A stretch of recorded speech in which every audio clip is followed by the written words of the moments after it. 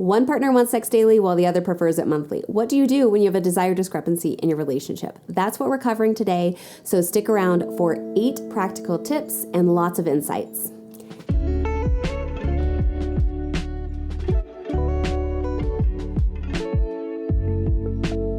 Hey there, I'm Lauren Consul, a licensed marriage and family therapist and certified sex therapist, and I'm here to help you create more satisfying and secure sex and relationships. Let's start with the basics. What is desire discrepancy? Desire discrepancy, or mismatched libidos as it's sometimes called, happens when partners have different levels of sexual desire. And this is one of the most common reasons that I've seen in my practice that partners reach out to for therapy, which makes sense because it's a nuanced issue that, if left unaddressed, can create confusion, hurt feelings, resentment, or disconnection. First, it's important to understand that libido or sexual desire isn't fixed. It's relative to the relationship that you're in. For example, if you are the high desire partner in this relationship, you might feel like the more sexual one. But if you were with somebody else who had an even higher libido or sexual desire, you would then find yourself as the lower desire partner. So it's relative to the person or people that you are with. And desire, of course, fluctuates over time and across relationships and can be impacted by so many things. So it is not a problem with one person. It's a dynamic that both partners need to navigate together. Before we get into the 8 tips, we need to debunk a common myth. Men do not inherently have higher sexual desires than women. The way we are raised and the social messages we receive significantly impact our sexual desires. Men are often encouraged and praised for embracing their sexuality openly, while women often face social pressure that discourages or even stigmatizes sexual expression. And we internalize repeated messages. So if you've been told expressing your sexuality is good or bad, that is going to impact your sexual desires and choices. And besides being male or female, there are so many factors that influence your sexual desire, from biology, psychology, relationship dynamics, and so much more. So let's leave behind those harmful oversimplifications and really focus on the gray that exists for everyone so we can better understand what's happening for the sexual desire internally and in your relationship. Now let's talk about 8 strategies to address desire discrepancy in your relationship. Number 1, take spontaneous desire off the pedestal. To understand this one, we want to talk about the 2 types of desire, spontaneous and responsive. Spontaneous desire is that out of nowhere feeling when you just want sex, like a bolt of lightning has hit you. Responsive desire, on the other hand, is where desire builds in response to something, a touch, a visual, a smell, or other stimuli. Now, both types of desire produce the same results because they are both desire. They just started from different origins, so there's no better type. Now, a lot of partners I see get stuck here when one partner prefers spontaneous desire and perceives it as more authentic and laments how in the beginning there was so much more spontaneous desire. I challenge this, though, because while it may have seemed like spontaneous desire in the beginning, it was probably more likely a responsive desire. In early days, there's often a lot more flirting, putting on sexy underwear before a date, playing footsie under the table at dinner, daydreaming about what you'll do together, which can make it feel spontaneous in the moment, but it's more of a response to a buildup over time. An important shift in dealing with desire discrepancy is shifting how you think about desire and understanding desire is desire, whether it starts spontaneously or responsively. Number 2, cultivate empathy for both partners. There is no normal level of desire. Some partners want sex daily, weekly, or monthly, and everything in between, and that's okay. Understanding that both positions are valid removes the pressure and the shame around this issue. It's about approaching it as a team and not as opponents. And empathy is key here because neither partner probably enjoys the position that they're in. The high desire partner might feel rejected, unseen, or unwanted, and the lower desire partner might feel pressured, guilty, or anxious. And by understanding each other's feelings and acknowledging that this is challenging for both of you in different ways, you can navigate the issue together much better.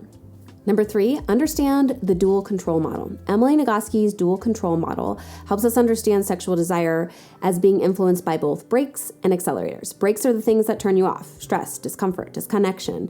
Accelerators are things that turn you on: loving gestures, sexy music, certain touches. Brakes and accelerators can be directly related to sex, meaning things that turn you on or off in the moment and related to sex, and larger life or relationship issues, feeling seen by your partner, having stress at work, dishes in the sink. So don't fall into the trap of focusing only on the accelerator and thinking about what you can do to add to the accelerator. You need a balance of adding to the accelerator while lifting off the brake. Think of it. If you've ever tried to drive with one foot on the accelerator, on the gas, and the other on the brake, you don't go very far. So we want to think about this in balance. What can we do to push on the accelerator while also taking things off the brake? Number 4, explore underlying personal and relational issues. Often desire discrepancy can be tied to deeper issues in the relationship or within an individual. It could be poor communication, unresolved relationship conflict, body image issues, past trauma, stress. If this resonates with you, it's really worth digging deeper to understand the root cause of the mismatch or what's going on for you. Number 5, the sex number exercise. Sometimes partners perceive that the desire discrepancy is actually larger than it is, or may think that they understand the discrepancy, but don't quite have the full picture. This is usually because we're seeing things from our own lens, because we are all biased in that way. So to help with that, each partner should share on a scale of 1 to 10 how they would rate their sexual desire right now, with 10 being high and 1 being low. And along with this number, partners should explain what this number means to them so it can foster a really good dialogue around this topic. Number 6, expand your definition of sex. Now, this is a big one. If you're only defining sex as specific activities, which usually for cisgender heterosexual couples, I see this being a challenge because they see it as penetration and orgasm, you're setting yourselves up for disappointment. A broader definition really opens up so many more opportunities for connection and pleasure. You can think about a whole menu of things. It could be reading and listening to erotica together, mutual masturbation, sensual massage, or showering together. By having a variety of sexual experiences on your menu, you can find ways to connect without putting pressure on specific activities or orgasms every time. And you can have so many more opportunities to connect sexually with your partner or partners in ways that honors all of you. Number 7, schedule sex. I know scheduling sex sounds super unsexy, but hear me out, because we schedule things in our lives that are important to us. So why should sex be any different? Scheduling sex isn't about it feeling forced. It's about prioritizing your connection and prioritizing this part of your relationship, which is what we do when we put something on our calendar and then we follow through with it. We say this is a priority. Now, if scheduling sex feels too pressured, it's adding to the issue. You can redefine it as sensual time, where the goal is really to enjoy intimate moments without the expectation of sex, because we don't want it to feel like pressure, but we want to have some time that you guys know is dedicated to your sensual connection. Number 8, foster foreplay. Foreplay is not just the 10 minutes before sex. It's an ongoing flow of sexual and erotic energy that begins after your last sexual encounter and continues to build until your next one.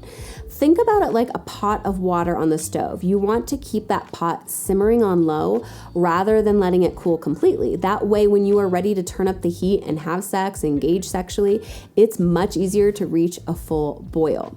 Now, to keep that simmering going, you need to know what keeps your own erotic energy alive as well as your partner's. This also requires trust, because if you engage in simmering activities like giving a foot massage or caressing their back, you need to trust that your partner understands it's not an invitation for sex, it's a way to keep that pot simmering.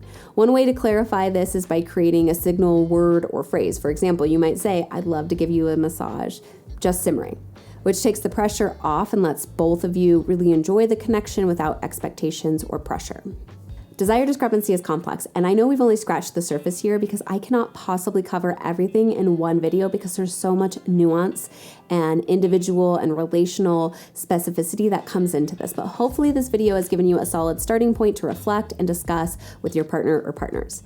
Now, if you have any questions or want to learn more about desire discrepancy, leave a comment below and I will be sure to respond to it.